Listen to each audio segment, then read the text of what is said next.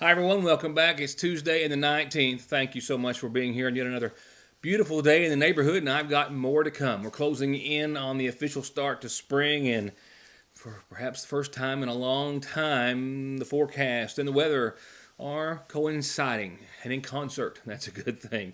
About 60 and sunny for your first day of spring. We'll talk more about that in a few moments. And there are a few hiccups in the forecast with some slight shower chances, nothing all that dramatic. And we'll fluctuate from the 50s to the 60s. And there is a little bit of snow at the end of your forecast. Don't fret too much, but I'll tell you more about it in just a few moments. It's been a very, very busy day for EMS here in Sayersville and McGoffin County, which is also translated to somewhat of a busy day for myself as well. So we're going to jump straight to headlines tonight. A couple of falls making headlines tonight. Individuals falling. One was reported as a vehicle versus pedestrian accident, so we'll just clarify that real quickly. And then a woman was taken from near the accident scene by helicopter after falling from an attic space. There was also a serious motorcycle accident on Gun Creek that injured two people, one airlifted from the scene or nearby. Sayersville City Council coverage from last night will recap as they did what's happening with the flooding and the recovery and the support that the city is seeing and hoping for. And also, just now we're coming in, a Sayersville man jailed on an outstanding warrant from another county for serious rape and sexual abuse charges involving a victim under the age of 12. I'll tell you what I can in just a few moments. Let's go ahead and begin with last night's Sayersville City Council meeting, with your understanding that we also have cameras tonight, the McGoffin County Board of Education and McGoffin County Fiscal Court as we speak. We're headed that way. So with that, let's go ahead and pick up not all of the coverage from last night's council meeting, but a couple of important parts where, as we had already learned as it related to the county through Judge Executive Matthew Wireman days ago, Sayersville's Emergency Management Director, Fire Chief Paul Howard, also informed the city council, and the mayor last night, and those in attendance as well as us, in a flood damage update that there won't be any individual assistance on behalf of FEMA, saying that only 3 homes received enough damage to qualify as catastrophic. And the threshold for individual assistance from FEMA, we are now learning, of course, is much greater than that, far from what it would take to qualify for any individual assistance. However, there's still hope for getting some resources to those individuals. FEMA don't recognize individual assistance if we don't have 75 to 80 homes damaged, destroyed. Then what they mean by destroyed, it has to be 18 inches plus of water inside the home. Not in the basement, not in the crawl space, but in the living area of the resident. You're in the city of Sayersville. We had 3 homes in that neighborhood that would have qualified, but they didn't because we didn't have the threshold for the individual assistance.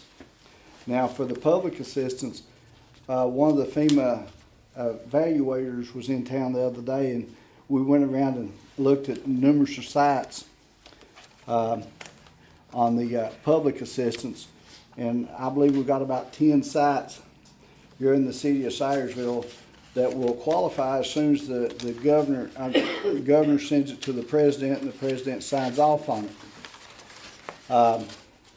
3 of the major sites that we got here in town is the McGoffin County School, Hornet Drive up there. That road's just slipping off into the river. I got one estimate for around $26,000, but when FEMA looked at it, they raised it up to $125,000 or plus to fix it. That it's not going to, the $26,000 wasn't even going to come close to fixing it. Then we got Cold Branch. Cold Branch was estimated at $76,000 to work on it, and then Ramey Park was the other large project, which is $75,000 for Ramey Park. And then we got a bunch of roads and culverts that they bunched as a small job, and they consider a small job around $10,000. We've got culverts up Sugar Cane, Oxer Branch, Allen Drive, 2 of them at Allen Drive,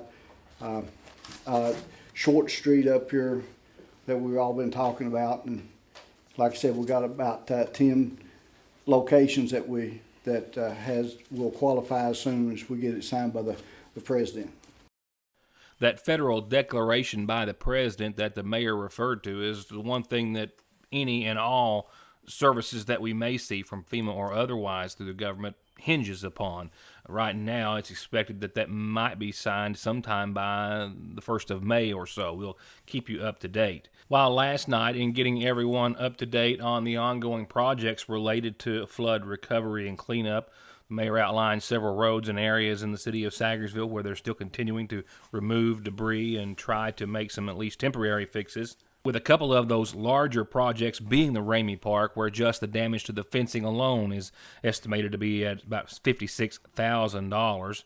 And with perhaps one of the most troubled areas being, as I showed you the day after the flood, I believe it was, with Superintendent of Schools Scott Helton, the large slip that's starting to erode under the roadway on Hornet Drive going to the middle school and Sagersville grade school. The problem is up there, if it slips anymore on Hornet Drive, they'll have to close that road, and we don't have no access to the middle school or the grade school. It pulled quite a bit of the dirt. It broke our sewer line and pulled the water line down, and then we had a second slip that broke the sewer line again about a week later. And the problem is the steepness and how they're gonna do it is the main Is thing. it that by your house, Jeff? Yeah, you come off, see that fire stuff showing there? Ain't that there? We go around about halfway around, it's straight over the hill. Yeah, you can see the pipe from the And, parkway. I met with, Mr. Helton and Nehi and all of us. We went up there and looked at it. We're trying to find an alternative route to try to get working on something, to get some right of way or something, to get some kind of, in case we have to close it. And they will have to close it when they fix it, I guess, because it's gonna be it's a major operation. Now, I have learned, and not just speaking with Fire Chief Paul Howard, but also through Judge Executive Matthew Wireman earlier today, specifically through Judge Wireman, he did receive word back from Frankfort, the individual there in the department of which he is a part of, and all that we'll elaborate more on in a later time, but he is working up a press release as of right now, and he hopes to have that to me in a couple of days, and that will outline other resources that are available not through FEMA, but through outside agencies which go and work toward helping individuals who have lost their property or damages or things of that nature in trying to recover and get back on their feet or established. That, like everything else, it doesn't really go into effect until there is a federal declaration, which we're still waiting on. But they have started to put some information together, and they're going to give us a bit of a timeline and more. And I will relay that to the folks who, of course, saw so much damage just as soon as I have it, hopefully before the end of the week. And I hope that you'll stay tuned. Our next headline, or the rest of them, will start right after this. At Sagersville National Bank, they know your house is much more than your home. It's an investment, and for many of us, the biggest we'll ever make. And whether it's for needed repairs and maintenance, or a new addition or renovation to give you some more room and more equity, let Sagersville National Bank deal with all the financial work and worry. Real and real competitive, hometown, homegrown, home improvement loans at Sagersville National. It's tax time, and that means it's time to cut prices at Gateway Motors. Check out this gorgeous 2013 F-150 Crew Cab. Books for over $17,000. Their price $14,900. This 09 one-ton E350 van has got only 119,000 miles on it. They've got it priced at $7,900. It books for over $10,000. Come make them an offer. This 09 Chrysler 300's got leather, nav, heated seats, and more. $4,900. And this 06 Ford Explorer is in great shape. Only 84,000 miles, new tires and more, while they last at Gateway Motors in Sagersville. Ultra low carb and ultra tasty doesn't come together very often, but it has at your Sagersville Lee's with our new low carb plate. With tender all white breast strips oven roasted in our famous spices, our famous green beans, and our new ham seasoned cooked cabbage. And for a limited time, get $2 off with a coupon in this week's edition of the Sagersville Independent. That's right, save $2 and eat just about as many carbs at your Sagersville Lee's famous recipe. Colorectal cancer is the number 2 leading cancer death in the U.S., with 90% of new cases in people 50 or older. And while people with family histories have 2 to 3 times greater probability of getting colorectal cancer, 80% of the new cases are in people without a family history. And Hope Family Medical Center wants to remind you that they're here with simple, easy, at-home, fit testing so you can get the reassurance you need if you're over 50 or have a family history of colorectal cancer or just want to be sure. It's another way that Hope Family Medical Center wants you to be healthy. Call or come in today. From brakes, exhaust, suspension, fluid changes, to expert collision and auto body, to turning your 4x4 or diesel from mild to wild, get real auto maintenance, paint, and repair at Black Smoke Performance in Dixie of Sagersville. 349-8785. Don't drive or let your family drive in this or this before doing this. Stopping at Conley Tire in Staffordsville for brakes, oil, alignment, and of course, tires. Thousands of tires in stock every day to fit anything with 6 months no interest financing and over 33 years of quality service with a smile. Conley Tire in Staffordsville. SSI and disability cases are harder to win these days. You need all the help you can get. If the government has turned you down, I will not. Many factors are considered when a claim is being processed, like your age, education, physical, and mental disabling conditions. When it comes time to winning your disability case, you should not face a federal judge alone. You need an attorney who is experienced, determined, hardworking, knowledgeable, and dedicated to helping you win benefits that you deserve. If you need help with your SSI or disability case, call me, Donald Wayne McFarland, and let me go to work for you.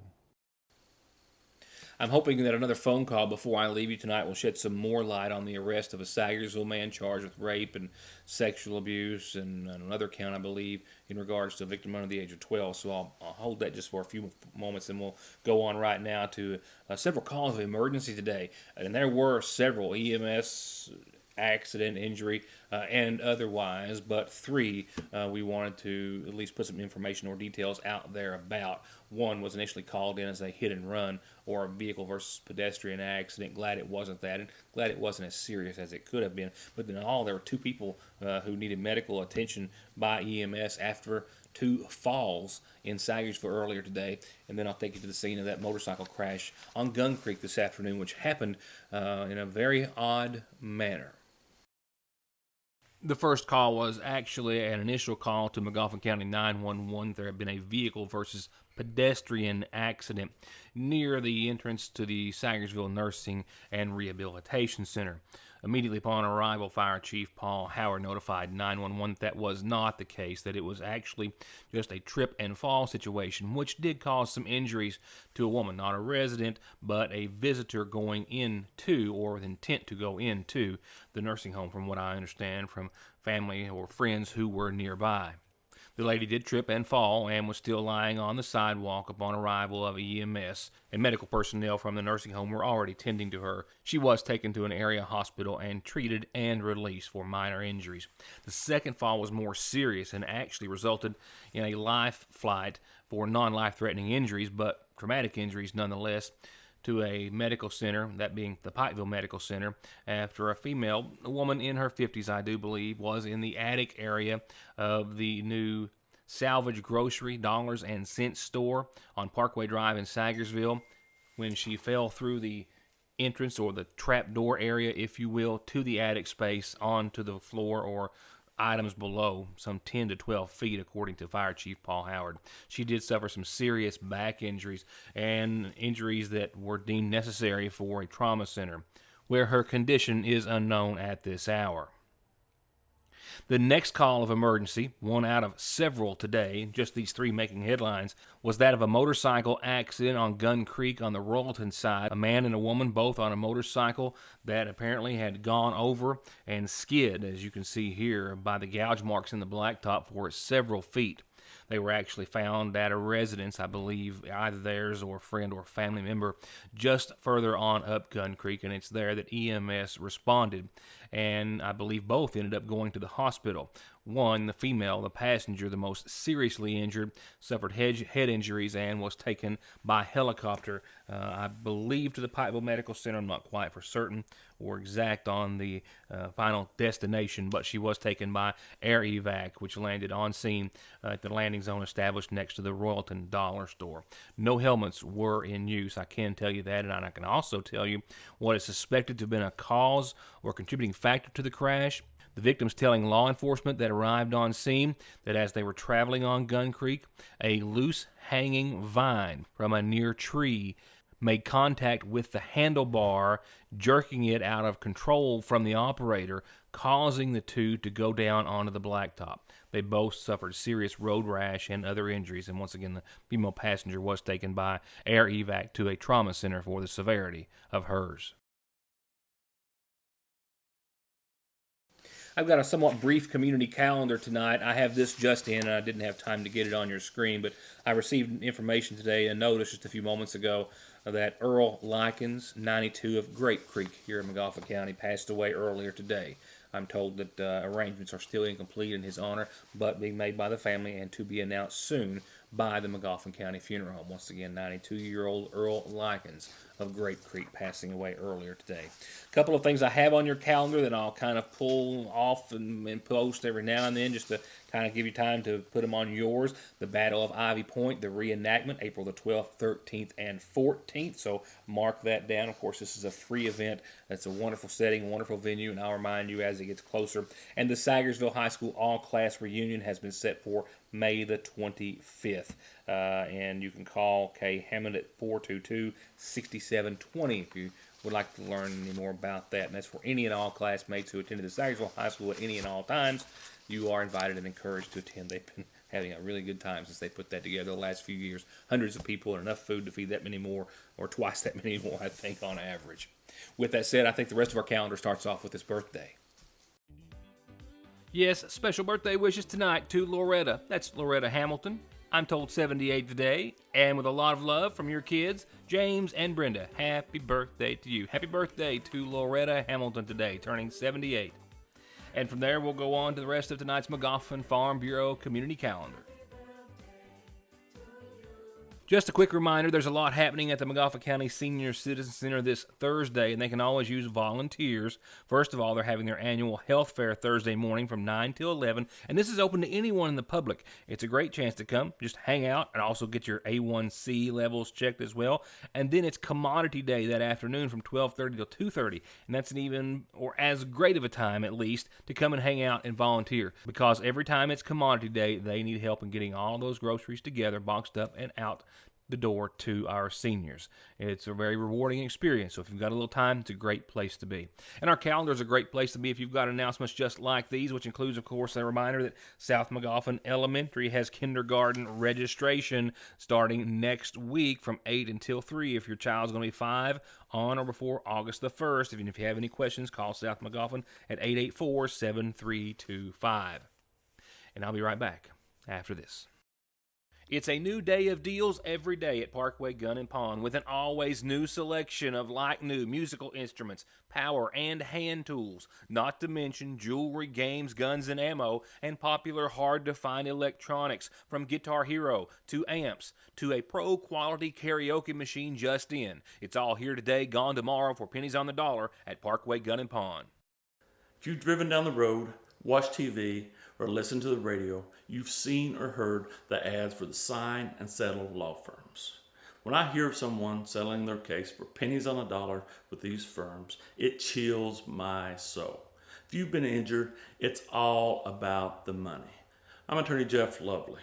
I represent injured people who deserve all the money they can get. Call me at my Sayersville office at 349-4522, West Liberty at 743-1965. Spring's here, well, at the seasonal shop with new arrivals in every department like women's mud pie and Charlie Page clothes, the perfect addition to your wardrobe. And Simply Southern is simply fully stocked, and they've got a lot of new items, new short sleeve tees, key rings, planners, caps, wallets, purses, and more. And speaking of more, Mary Square is at the shop. This beautiful line makes a perfect gift or a great way to brighten your day. Featuring everything from Bible covers to notebooks to lanyards, badge holders, bottles, cups, and ID holders. And their home decor section is absolutely filled wall to wall with new arrivals. All to make your house the home you want it to be. All at Fraser's Prater Drugs Seasonal Shop.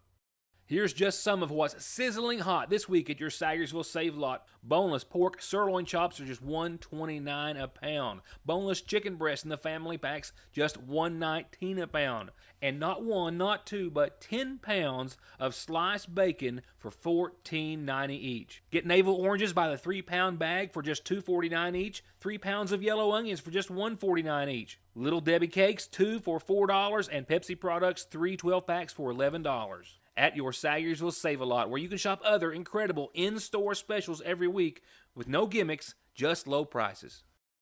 The flu and flu-like illnesses are widespread in Kentucky, and they're not going away anytime soon. So odds are, if you aren't or haven't been sick, you likely will be. And Parkway Pharmacy has exactly what we all need to fight it and any other cold or illness. From immune boosters for adults and children as young as 2 to all-natural homeopathics made right here in the United States of America. They can help prevent you from getting sick or get you fast relief if you already are. With great tasting and easy-taking gummies, powdered mixes, rapid melting fruity tablets, and syrups at Parkway Pharmacy.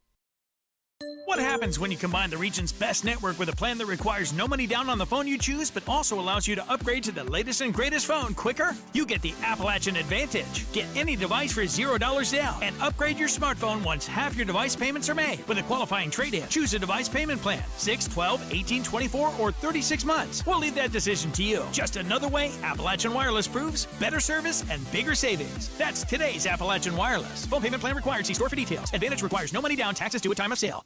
Just coming across my desk after I came back into the studio this afternoon, the arrest of a Sagersville man found hiding in the closet of a residence actually just nearby mine in Dixie, only a few hundred yards away. As I will tell you in the following clip, it's also my understanding, yet to be confirmed, but my understanding that the warrant in the name of Tommy Neville was outstanding and from another county, and that a trooper who was aware of that warrant for several months, and while he was believed to have been staying out of the area, received some information that he was back in Sagersville and was able to arrest him earlier today.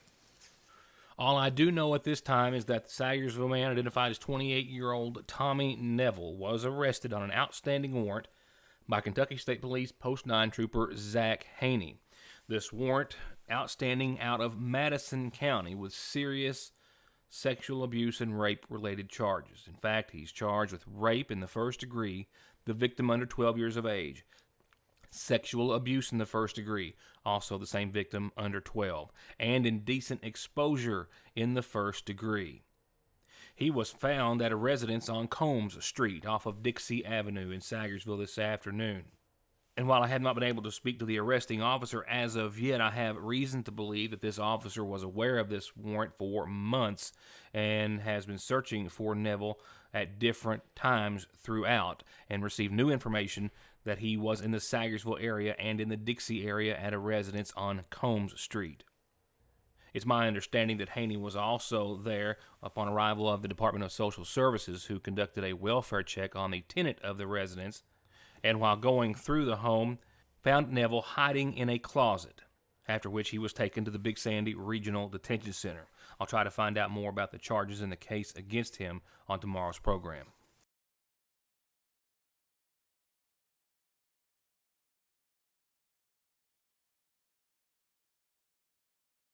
In closing tonight, 2 more things. One, just simply saying goodbye and good night for now. But the other, your Licking Valley RACC forecast, where we need to focus on the bright spots. And there are some.